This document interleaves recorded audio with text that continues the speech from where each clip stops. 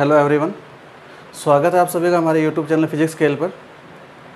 पिछले वीडियो में हमने लेसन 3 शुरू किया था और लेसन 3 के अंदर हमने विभव और विभवांतर की डेफिनेशंस को अध्ययन किया था, उनके मात्रक, राशि का प्रकार और फॉर्मूले के बारे में हमने बात की थी। साथ ही साथ हमने लेसन 3 से संबंधित कुछ महत्वपूर्ण फैक्ट्स की चर्चा की थी, जैसे कि अनंत पर विद्युत विभव का मान 0 होता है, अनंत पर विद्युत स्थितिज ऊर्जा 0 होती है। क्यों? क्योंकि अनंत पर किसी भी आवेश का किसी भी प्रकार का कोई विद्युत क्षेत्र विद्यमान नहीं होता। तो विद्युत क्षेत्र विद्यमान न होने के कारण वहाँ विद्युतीय बल भी कितना आता है? 0, क्योंकि विद्युतीय बल F बराबर क्या होता है? QE। विद्युत क्षेत्र 0 होने से विद्युतीय बल 0 हो जाता है और इसीलिए हमें अनंत से आवेश को लाने में या अनंत पर आवेश को ले जाने में कोई कार्य नहीं करना पड़ता। इसीलिए वहाँ पर विद्युत विभव और विद्युत स्थितिज ऊर्जा का मान क्या होता है? 0 होता है। इसी प्रकार हमने चर्चा की थी कि पृथ्वी का विभव 0 माना जाता है और पृथ्वी की धारिता, जो धारण करने की क्षमता है पृथ्वी की आवेश को, वो अनंत होती है। तो इन बातों को हमने पिछले वीडियो नंबर 1 में लेसन 3 से संबंधित जो वीडियो था हमारा, उसमें चर्चा की थी। आज हम चर्चा करना चाहते हैं जो आपका विद्युत विभव है, उस विद्युत विभव का भौतिक अर्थ। विद्युत विभव का भौतिक अर्थ, physical meaning of electric potential. और विद्युत विभव का भौतिक अर्थ क्या है, हम उसकी चर्चा करेंगे। वैसे मैंने आपको बताया था कि विभव या विद्युत विभव एक ही बात है। और विभव का मीनिंग क्या होता है? विभव का मीनिंग होता है आवेश का तल। यदि उच्च विभव है तो आवेश का तल ऊपर है, निम्न विभव है, नेगेटिव विभव है तो आवेश का तल निम्न है। आपको इस विद्युत विभव का भौतिक अर्थ मैं यहाँ एक एग्जाम्पल से समझा रहा हूँ, आप इसको एज इट इज़ ही नोट डाउन करेंगे। सिलेबस में आपको शायद ये नहीं मिलेगा और होगा तो शायद ये थ्योरी में लिखा होगा और आपके एग्ज़ाम में भी ये नहीं आएगा। लेकिन अगर आप इस विद्युत विभव के अर्थ को इस एग्जाम्पल से समझ लेते हैं तो आपका जो एक संदेह होता है, जो आपकी एक माइंड के अंदर हमेशा डाउट रहता है कि विभव होता क्या है, वो कभी समझ नहीं आता, वो आपका यहाँ से क्या डाउट हो जाएगा? क्लियर। फॉर एग्ज़ाम्पल, आपके पास एक यू आकार की ट्यूब है, यू आकार की नली है, जिसकी 2 भुजाओं में से एक भुजा जो है आपकी चौड़ी भुजा है और एक भुजा आपकी पतली है। मान लीजिए ये आपकी भुजा A है और ये आपकी भुजा B है। ये आपकी यू आकार की एक नली है,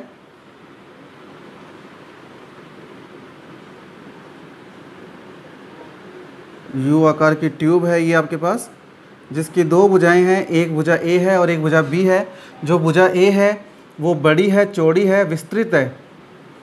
जो भुजा A है वो कैसी है? चौड़ी भुजा है, विस्तृत है। और जो भुजा B है वो आपकी कैसी है? संकीर्ण है, नैरो है, पतली है।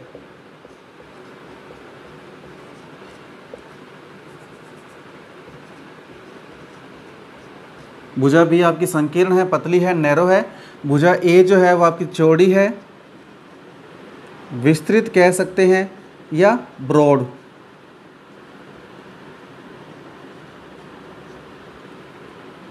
और इसमें आपके पास क्या है? जल भरा हुआ है, पानी भरा हुआ है इसके अंदर।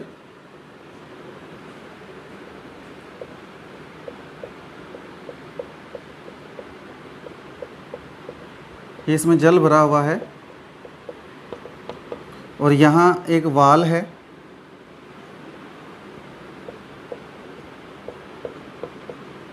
ये आपके पास क्या है? वाल। ऑन ऑफ करने के लिए वॉल है आपके पास। हम इस वॉल को अगर खोलेंगे तो पानी भुजा A से भुजा B या भुजा B से भुजा A के अंदर क्या होगा? ट्रांसफ़र हो सकता है।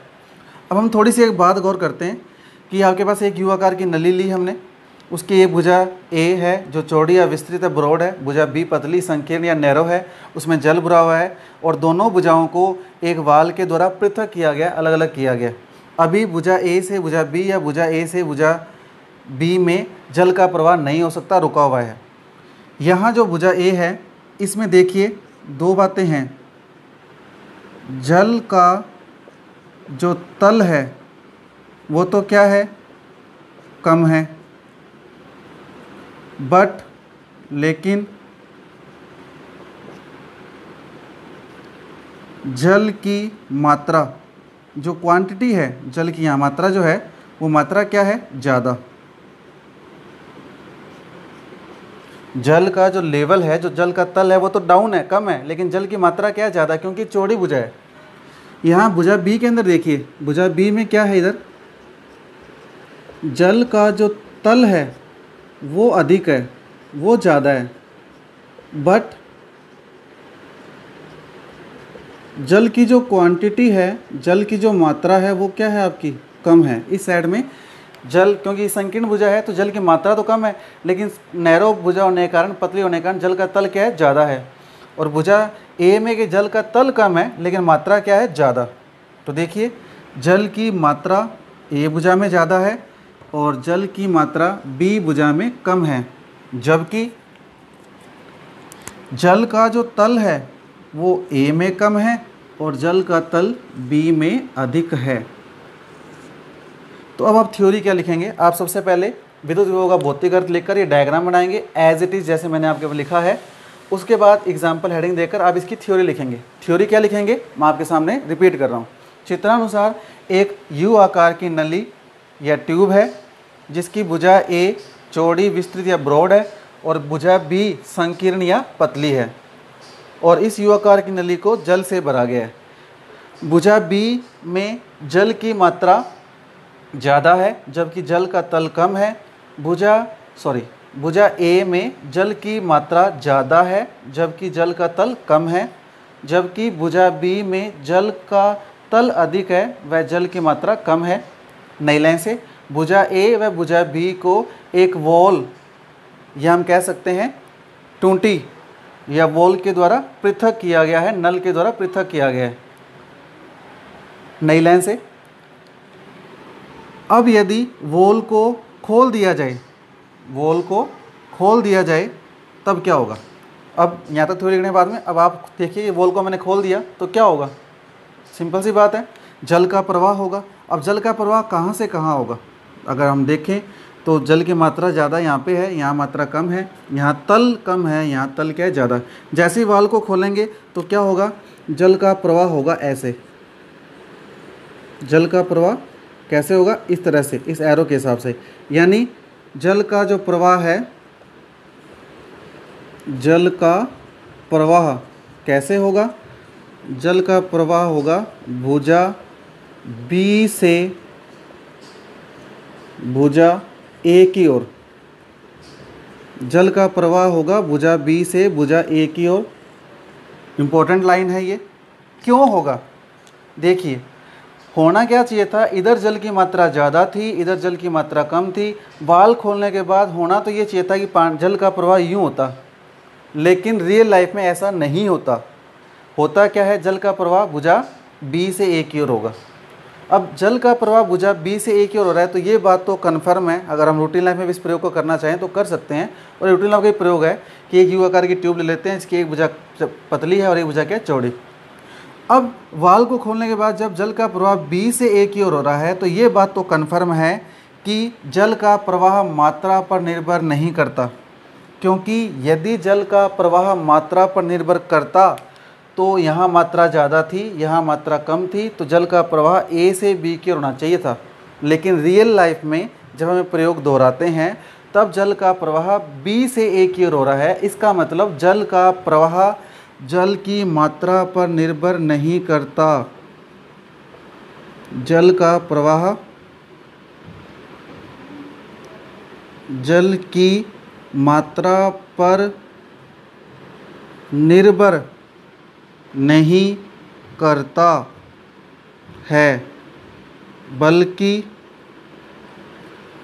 अब देखिए मात्रा पर निर्भर तो नहीं कर रहा है, क्योंकि यहाँ तो मात्रा कम थी और यहाँ ज़्यादा थी, फिर भी इधर हो रहा है बी से ए की ओर। इसका मतलब जल का प्रवाह किस पर निर्भर करता है, जल के तल पर। क्यों, क्योंकि यहाँ जल का तल लेवल जो है हाई है और यहाँ जल का तल का लेवल क्या है, जल का तल या जल का लेवल क्या है, डाउन है।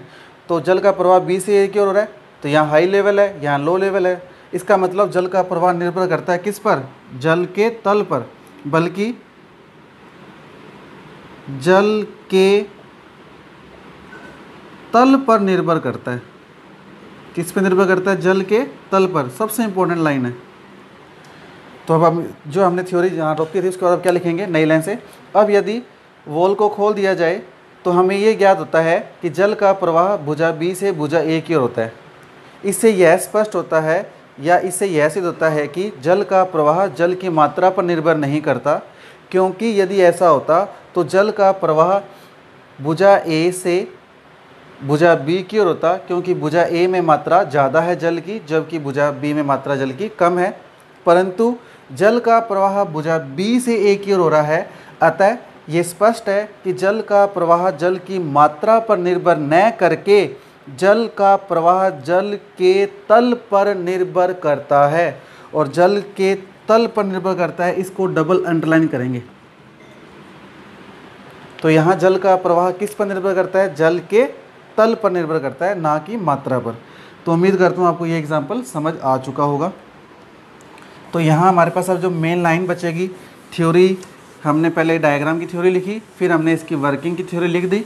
अब हम निष्कर्ष रूप में क्या लिखेंगे? अतः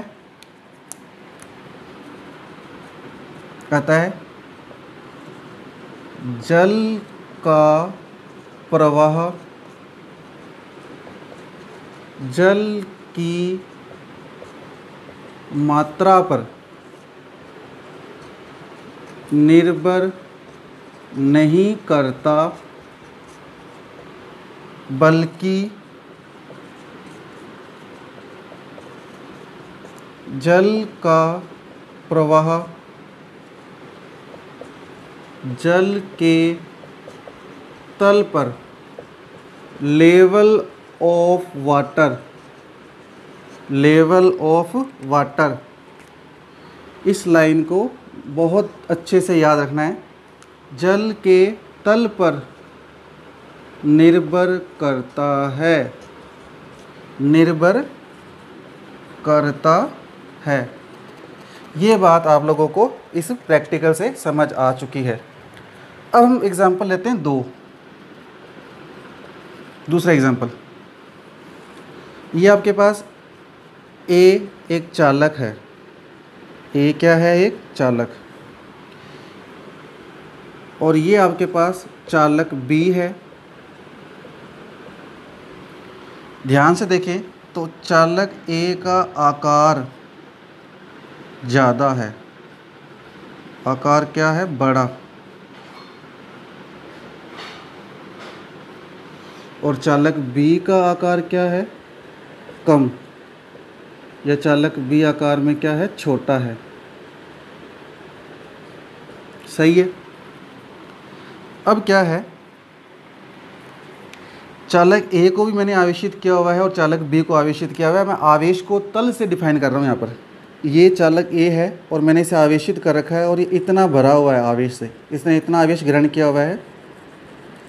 ये जो रेड कलर से मैं यहाँ पे शो कर रहा हूँ आप लोगों को, ये आवेश है, आवेश का तल है।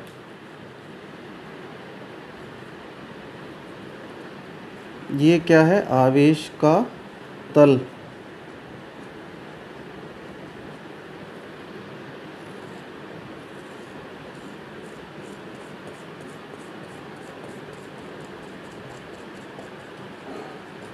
ये आवेश का तल है। मैंने इसे इतना आवेश के तल से भर रखा है। इसको मैंने आवेशित किया, इसने आवेश ग्रहण किया और आवेश ग्रहण करने के बाद में इसका तल इतना हो गया। और इसका जो तल है, और बी को भी मैंने क्या किया? आवेशित किया। लेकिन बी का आकार छोटा था तो ये पूर्ण रूप से आवेशित हो गया, पूरा भर गया ये कंप्लीटली। ये जो बी चालक है ये आपका पूरा आवेशित हो चुका है, फुल चार्ज हो चुका है। ये पूरा भर गया। ये रेड कलर से जो मैंने शो किया है ये आवेश का क्या है? तल है। आप देखिए आवेश का तल ये पूरा भरा हुआ है, कंप्लीट भरा हुआ है। तो इसका जो लेवल है वो पूरा ऊपर तक है, हाई है, जबकि ये कम भरा हुआ है क्योंकि बड़ा था तो इसमें आवेश का तल क्या है? कम। तो यहाँ आवेश का तल तो कम है और यहाँ आवेश का तल क्या है? ज़्यादा। लेकिन हम एक बात चेक करें तो चालक बी में आवेश की मात्रा ज़्यादा है, क्वांटिटी ज़्यादा है। आवेश की मात्रा क्या है, ज़्यादा है। क्यों? क्योंकि चालक ए जो है बड़ा है, इसलिए इसमें मात्रा ज़्यादा है। जबकि चालक बी में आवेश की मात्रा कम है, क्वांटिटी कम है। क्यों कम है आवेश की मात्रा? क्योंकि ये छोटा है। इतना समझ आ चुका होगा आप लोगों को। एक चालक ए है, एक चालक बी है, ये आकार में बड़ा है, इसको मैंने आवेशित किया। चालक बी आकार में छोटा है, उसको भी मैंने आवेशित किया। आवेशित करने के बाद धीरे धीरे इनका तल बढ़ता है।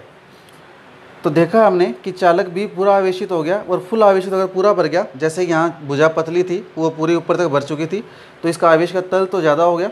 और चालक ए पूरा नहीं भरा, इसका आवेश का तल क्या रह गया, कम रह गया। लेकिन चालक ए बड़ा है, इसलिए आवेश की मात्रा ज़्यादा है और इसमें आवेश की मात्रा क्या है, कम है। और एक बात याद रखना कि जब भी हम किसी चालक को, किसी वस्तु को आवेशित करते हैं, तो उस वस्तु में आवेश का तल ठीक उसी प्रकार से बढ़ता है जैसे किसी पात्र में जल की मात्रा। आप किसी पात्र में जल डालने लग जाओ तो धीरे धीरे उसका तल ऊपर उठता रहता है। ठीक उसी प्रकार से हम किसी वस्तु को भी आवेशित करते हैं, बैटरी को चार्ज करते हैं, बैटरी को आवेशित करते हैं, किसी वस्तु को चार्ज देते हैं, किसी चालक वस्तु को आवेश देते हैं, तो उसमें भी आवेश का तल ठीक उसी प्रकार से बढ़ता है जैसे कि किसी पात्र में जल का तल ऊपर बढ़ता है। ठीक उसी प्रकार से वो वस्तु भी धीरे धीरे आवेश ग्रहण करती हुई अपने तल को बढ़ाती रहती है। तो इसका तल ज़्यादा होगा, उसके पास उच्च विभव होगा। जिसका तल कम होगा उसका विभव क्या होगा, निम्न होगा। ये बात हमने डिस्कस पहले की हुई है। तो किसी वस्तु को आवेशित करने पर वह ठीक उसी प्रकार से आवेशित होती है जिस प्रकार से किसी पात्र में हम जल भरते हैं, तो ठीक उसी प्रकार से तल जैसे ऊपर बढ़ता रहता है, वैसे ही उस वस्तु में आवेश का तल भी लगातार ऊपर बढ़ता रहता है। अब मैंने क्या किया, एक चालक ए को चालक बी से एक सुचालक तार के द्वारा जोड़ दिया। ये आपका सुचालक तार है, कंडक्टर वायर है, इसके द्वारा मैंने जोड़ दिया। अब सिंपल सी बात है, ये दोनों चालक हैं और ये सुचालक तार है, तो आवेश का प्रवाह होगा। तो अब आप देखिए कि आवेश का प्रवाह कैसे हो सकता है, ए से बी की ओर होगा या बी से ए की ओर होगा। तो प्रैक्टिकली जब हम इसको सुचालक तार से जोड़ते हैं तो आवेश का जो प्रवाह है वो बी से ए की ओर होता है। कैसे होता है, बी से ए की ओर, जैसे कि जल का प्रवाह हो रहा था। अब जल का प्रवाह भी कब तक हो सकता है, हमने अभी जो डायग्राम देखा था, भुजा बी से भुजा ए की ओर जल का प्रवाह हो रहा था, कब तक होता रहेगा, तब तक होता रहेगा जब तक कि दोनों के तल आपस में बराबर ना हो जाए। जब दोनों के तल बराबर हो जाएंगे तो जल का प्रवाह रुक जाएगा। सेम वही कंडीशन यहाँ होगी। चालक बी का तल ज़्यादा है, चालक ए का तल कम है, इसके पास अभी जगह है, मात्रा इसके पास ज़्यादा है, इसके पास मात्रा कम है। लेकिन जब चालक बी को चालक ए से सुचालक तार से जोड़ते हैं तब आवेश का जो प्रवाह है वो बी से ए की ओर है, बी से ए की ओर होता है। इसका मतलब ये आवेश की मात्रा पर निर्भर नहीं करता, क्योंकि यदि आवेश की मात्रा पर निर्भर करता फिर आवेश का प्रवाह ए से बी की ओर होता है, क्योंकि ए में मात्रा ज़्यादा है और बी में मात्रा क्या है, कम। लेकिन आवेश का प्रवाह बी से ए की ओर हो रहा है, इसका मतलब आवेश का प्रवाह तल पे निर्भर करता है, क्योंकि बी का तल ज़्यादा है और ए का तल क्या है, कम। तो ये दूसरा एग्जाम्पल है। तो आप लिखेंगे चित्रानुसार दो चालक ए व बी है, दोनों चालकों को आवेशित किया गया है। चालक ए में आवेश की मात्रा ज़्यादा है जबकि आवेश का तल कम है। इसी प्रकार चालक बी में आवेश की मात्रा कम है लेकिन आवेश का तल क्या है, ज़्यादा। नई लाइन से अब यदि दोनों चालकों को ए व बी को एक सुचालक तार की सहायता से जोड़ दिया जाए तो यह ज्ञात होता है कि आवेश का प्रवाह बी से ए की ओर होता है। अर्थात आवेश का प्रवाह आवेश की मात्रा पर निर्भर न करके आवेश के तल पर निर्भर करता है, और यह आवेश का प्रवाह तब तक होता रहता है जब तक कि दोनों वस्तुओं के आवेशों के तल बराबर न हो जाएं। तो अब हम इसके बाद क्या लिखेंगे, इस डायग्राम के बाद ये थ्योरी लिख दी हमने जो मैंने अभी आपको रिपीट की है। चित्रानुसार ए व बी दो चालक हैं, दोनों को आवेशित किया गया है। चालक ए में आवेश की मात्रा ज़्यादा है जबकि आवेश का तल कम है। इसी प्रकार चालक बी में आवेश की मात्रा कम है लेकिन आवेश का तल ज़्यादा है। नई लाइन से दोनों चालकों ए व बी को एक सुचालक तार की सहायता से जोड़ देने पर यह ज्ञात होता है कि आवेश का प्रवाह चालक बी से चालक ए की ओर होता है। अर्थात आवेश का प्रवाह आवेश की मात्रा पर निर्भर न करके आवेश के तल पर निर्भर करता है। और इसको अंडरलाइन कर लेंगे, डबल अंडरलाइन, फिर नई लाइन से। और यह आवेश का प्रवाह तब तक होता रहता है जब तक कि आवेश के तल बराबर न हो जाएं। तो इसके बाद आप क्या लिखेंगे, उसके नीचे नई लाइन से आता है किसी एक वस्तु से दूसरी वस्तु में आवेश का प्रवाह ठीक उसी प्रकार होता है जैसे कि जल का प्रवाह, अर्थात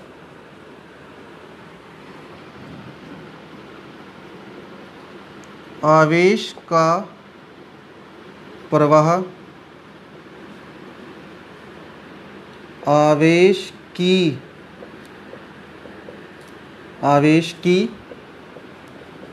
मात्रा पर निर्भर नहीं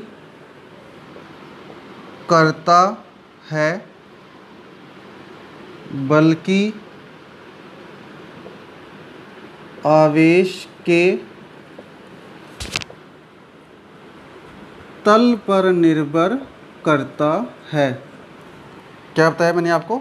आवेश का प्रवाह आवेश की मात्रा पर निर्भर नहीं करता, बल्कि आवेश के तल पर निर्भर करता है। आवेश के तल पर निर्भर करता है। अतः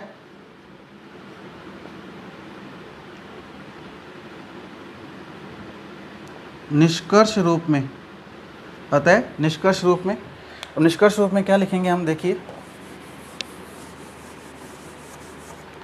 अब ये आवेश का प्रवाह आवेश के तल पर निर्भर करता है। और तल पर निर्भर कैसे करता है?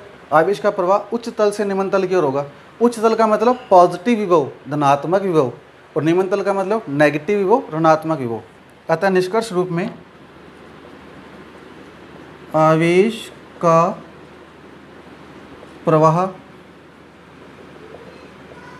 उच्च तल से मीनिंग क्या है? उच्च विभव का मतलब पॉजिटिव विभव, धनात्मक विभव। आवेश का प्रवाह उच्च तल से निम्न तल का मतलब निम्न विभव, यानी नेगेटिव विभव, ऋणात्मक विभव। उच्च तल से निम्न तल की ओर होता है। अतः निष्कर्ष रूप में आवेश का प्रवाह उच्च मतलब हाई, तल मतलब लेवल, उच्च विभव। तल को ही हम विभव बोलते हैं। तल ऊपर है तो विभव हाई है। आवेश का जो तल है वो अगर बड़ा है, ऊपर है, तो उच्च विभव है। तल ही डिफाइन करता है, आवेश का तल ही बताता है कि विभव ज़्यादा है या कम। यदि आवेश का तल कम है तो विभव कम है, आवेश का तल ज़्यादा है तो विभव ज़्यादा है। तो विभव का सिंपल सा मीनिंग हुआ आवेश का तल, आवेश का चार्ज का लेवल। और यह तब तक होता है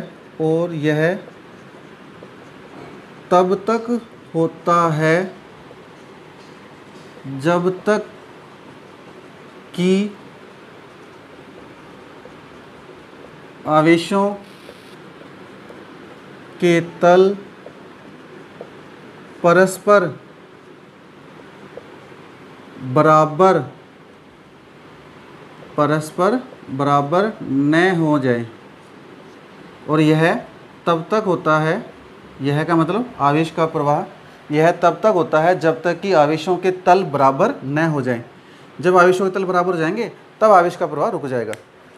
तो अब मैं आपको सारी की सारी थ्योरी निष्कर्ष में बता रहा हूँ। विभव का मतलब है आवेश का तल, लेवल ऑफ चार्ज, आवेश का तल इज इक्वल टू विभव। आवेश का तल ज़्यादा है तो उच्च विभव है, पॉजिटिव विभव है। आवेश का तल कम है तो निम्न विभव है, ऋणात्मक विभव है। और आवेश का प्रवाह सदैव होता है उच्च तल से निम्न तल की ओर। आवेश का प्रवाह सदैव तल पर निर्भर करता है, आवेश का प्रवाह मात्रा पर निर्भर नहीं करता। यह ठीक उसी प्रकार से है जैसे जल का प्रवाह उच्च तल से निम्न तल की ओर होता है, यह जल की मात्रा पर निर्भर नहीं करता।